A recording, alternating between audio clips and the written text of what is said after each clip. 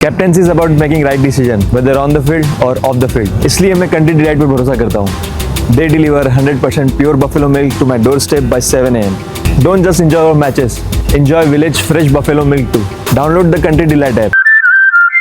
నరేంద్ర మోడీ వచ్చాక తీవ్రవాదాన్ని ఎదుర్కోవడం, పాకిస్తాన్తో డీల్ చేసే విషయంలో ఒక పారాడిమ్ షిఫ్ట్ వచ్చింది అని అందరము అంటుంటాం. సర్జికల్ స్ట్రైక్స్, ఆ తర్వాత బాలాకోట్ స్ట్రైక్స్, ఇప్పుడు ఆపరేషన్ సింధూర్. మీరు ఈ ఎవల్యూషన్ చూస్తే చాలా క్లియర్గా సర్జికల్ స్ట్రైక్స్ అంటే పాక్ ఆక్యుపైడ్ కాశ్మీర్లో ఉన్న తీవ్రవాద స్థావరాలు అటాక్ చేశాం. Balakot strikes preemptive non military strikes అన్నాం, అది ఒక టెర్రరిస్ట్ బేస్ పైన అటాక్ చేశాం. ఆపరేషన్ సింధూర్ అయితే ఏకంగా 9 బేసెస్ పైన అటాక్ చేశాం. ఇది సహజంగానే నరేంద్ర మోడీ బ్రాండ్కు Bharatiya Janata Party muscular nationalism అంటారు, అంటే కండలు తిరిగిన జాతీయత అనే పొలిటికల్ నెరేటివ్కు బాగా ఉపయోగపడాలి. కానీ కన్యాశుల్కంలో గిరీషన్తో గురజాడ గారు చెప్పించినట్లు డామిట్ కథ అడ్డం తిరిగింది అంటారే. సో ఇప్పుడు డామిట్ కథ అడ్డం తిరుగుతుందా అనేది ప్రమాణం కలుగుతుంది. సర్జికల్ స్ట్రైక్స్ అప్పుడు, బాలాకోట్ స్ట్రైక్స్ అప్పుడు వన్ వే హైవే, బీజేపీకి ఎదురు లేని సానుకూలత, ఆఖరికి 2019 ఎన్నికలపై కూడా అది చాలా పెద్ద ఇంపాక్ట్ చూపెట్టింది, పాజిటివ్ ఇంపాక్ట్. మోడీ లాంటి నాయకుడు దేశానికి అవసరము. మోడీ లాంటి బలమైన నాయకుడు లేకపోతే దేశ భద్రతే ప్రమాదంలో పడుతుంది.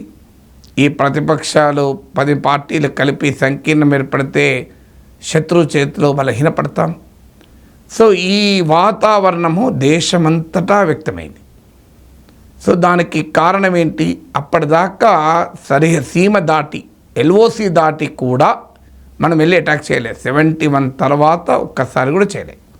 2016లో సర్జికల్ స్ట్రైక్స్ వరకు ఎవరైనా అధికారంలో ఉండండి, కాంగ్రెస్ ప్రధానులు ఉన్నారు, అటల్ బిహారీ వాజ్పేయి ఉన్నారు కార్గిల్ టైంలో, కానీ భారతదేశ విధానం ఒకటే.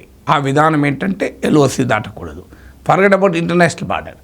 కానీ సర్జికల్ స్ట్రైక్స్తో LOC దాటాం, బాలాకోట్ స్ట్రైక్స్తో ఇంటర్నేషనల్ సరిహద్దు కూడా దాటి ఖైబర్ పఖ్తూన్ఖ్వా రాష్ట్రంలో ఉన్న పాకిస్తాన్లోని టార్గెట్ అటాక్ చేశాం.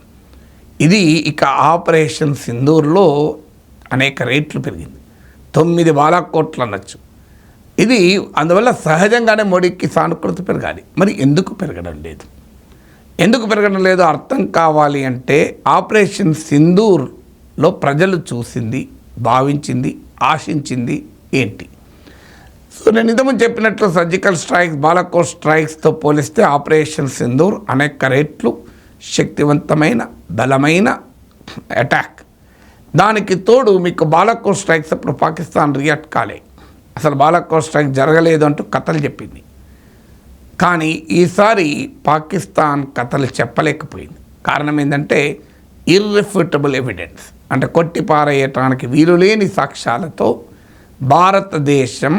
భారత ఆర్మ్ ఫోర్సెస్, ముఖ్యంగా ఇండియన్ ఎయిర్ ఫోర్స్ మీకు పాకిస్తాన్లోని 9 స్థావరాలు అటాక్ చేశారు. అందులో జైష్ ఈ మహమ్మద్ హెడ్ క్వార్టర్స్ బహల్పూర్, మునీర్కేలో ఉన్నటువంటి లష్కర్ ఈ తోయిబా హెడ్ క్వార్టర్స్ని కూడా అటాక్ చేశాం.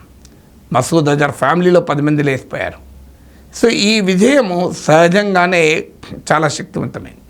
ఇది మొదటిది. రెండవది, పాకిస్తాన్ మిలిటరీగా రెస్పాండ్ అయింది. ప్రతీకారం తీర్చుకుంటాం అని మిలిటరీగా రెస్పాండ్ అయి ఇండియా భారతదేశంలోని 24 నగరాలపైన ఏకదాటిని అటాక్ చేసింది. మన ఎయిర్ డిఫెన్స్ దాన్ని నిర్వీర్యం చేసింది. తర్వాత 36 లొకేషన్ పైన అటాక్ చేశారు, అయినా దాన్ని నిర్వీర్యం చేశాం. దానికి రెస్పాండ్ అవుతూ పాకిస్తాన్ పైన ఒక రకంగా బీభత్సమే చేసింది మన ఎయిర్ ఫోర్స్. ఇది రెండో కారణం. అందువల్ల ఇది తప్పనిసరిగా మోడీకి బ్రహ్మాండమైన ఇమేజ్ తేవాలి. బాలాకోట్తో పోలిస్తే మామూలు అటాక్ కాదు, మామూలు రెస్పాన్స్ కాదు. మూడవది, మీకు సర్జికల్ స్ట్రైక్స్, బాలాకోట్ స్ట్రైక్స్ అప్పుడు దేర్ వర్ మర్మర్స్ ఏంది? Louder voices. ప్రతిపక్షాలు, ఈవెన్ ఇంటర్నేషనల్ మీడియా కూడా అసలు బాలాకోట్ స్ట్రైక్ జరిగిందా, ప్రూఫ్లు ఉన్నాయా అంటూ మాట్లాడారు. కానీ ఆపరేషన్ సింధూర్లో అలాంటిది ఏమీ లేదు. ఏకపక్షంగా ఏకోన్ముఖంగా దేశంలో ఉన్న అన్ని పార్టీలు ఐక్యంగా ప్రభుత్వాన్ని మద్దతు ఇచ్చాయి. ఇది కూడా మోడీ నాయకత్వానికి ఒక పెద్ద విజయం. సో ఇన్ని విజయాలు సాధించాక మరి ఈ డామిట్ కథ ఎందుకు అడ్డం తిరిగింది? ఎందుకంటే ఇవాళ మోడీ పైన ట్రోలింగ్ చూస్తుంటే సోషల్ మీడియాలో మామూలుగా లేదు. నరేంద్ర మోడీ కాదు, సరెండర్ మోడీ అని, అసలు బ్రహ్మాండమైన అవకాశాన్ని మోడీ చేజార్చుకున్నాడు, నరేంద్ర మోడీ నుంచి మేము ఇది ఎక్స్పెక్ట్ చేయలేదు అని ఇవాళ బీజేపీ తిరంగ యాత్రలు జరిపినా కూడా ఈ అసంతృప్తి జ్వాలలు రగులుతూనే ఉన్నాయి. దీనికి కారణం ఏంటి?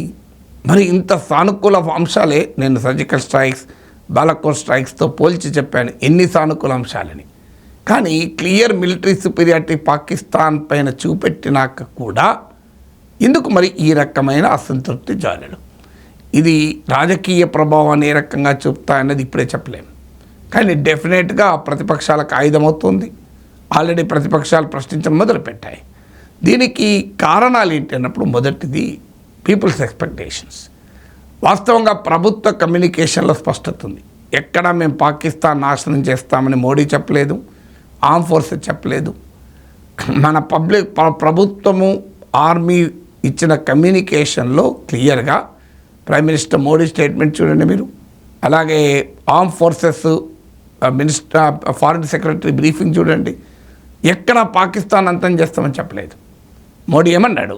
భూమి అంచుల్లో ఎక్కడ తీవ్రవాదులు దాక్కున్నా వారికి మద్దతు ఇచ్చేవారున్నా వదిలివేయము అన్నాడు.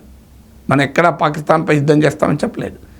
ఆర్మ్ ఫోర్సెస్ రిప్రజెంటేటివ్స్ పదే పదే చెప్పారు, మేము పాకిస్తాన్ పైన అటాక్ చేయడానికి వెళ్ళలేదు, మేము టెర్రరిస్ట్ ఇన్ఫ్రాస్ట్రక్చర్ను మాత్రమే అటాక్ చేయడానికి వెళ్ళాము.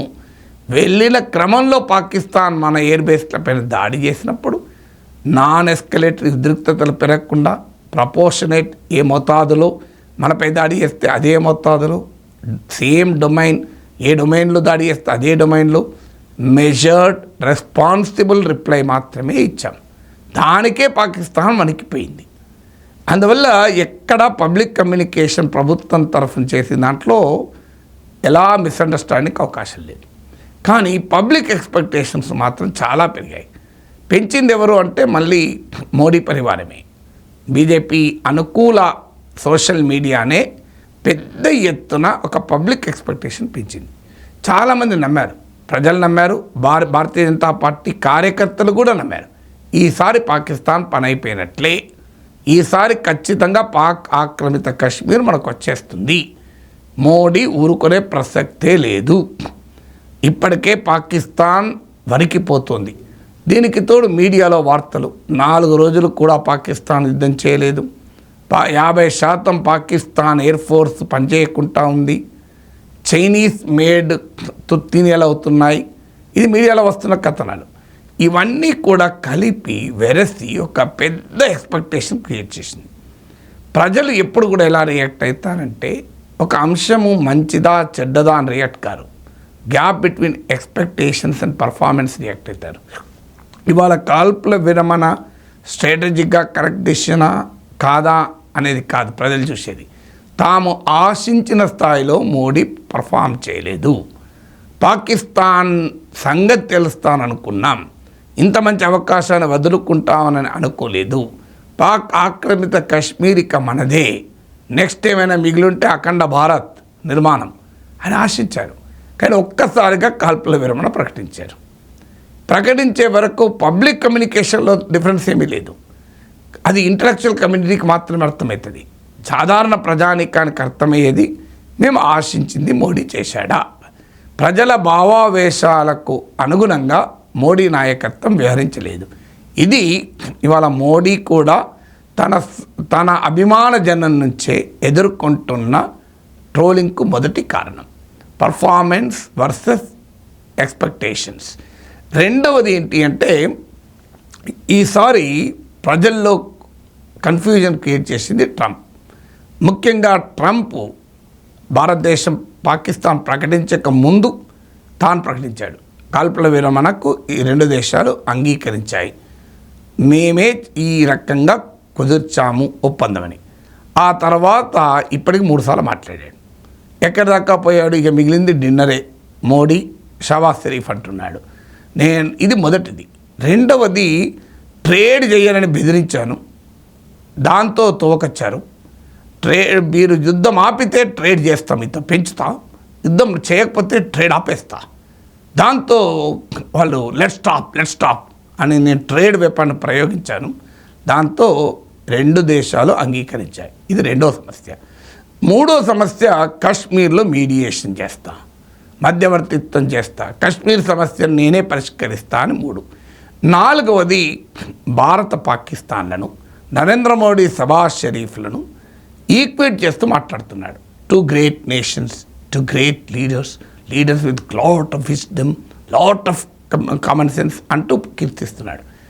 ఏ భారతీయుడైనా, ఈవెన్ మోడీని వ్యతిరేకించేవాడైనా, నరనరాన మోడీ వ్యతిరేకత నింపుకున్నోడైనా మన భారతదేశ ప్రధానమంత్రి నరేంద్ర మోడీని పాకిస్తాన్ ప్రధానమంత్రితో పోలిస్తే సహించలేడు. Just impossible.